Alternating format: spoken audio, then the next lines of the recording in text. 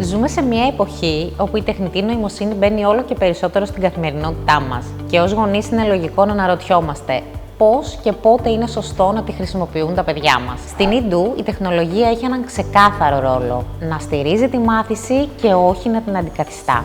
Γι' αυτό δημιουργήσαμε το AI Do, ένα ψηφιακό βοηθό μελέτης σχεδιασμένο αποκλειστικά για το μαθησιακό κομμάτι. Απαντά μόνο σε ερωτήσεις που αφορούν τα μαθήματα και προσαρμόζεται στις ανάγκες κάθε μαθητή από την 5η Δημοτικού έως και τη Δευτέρα Λυκείου.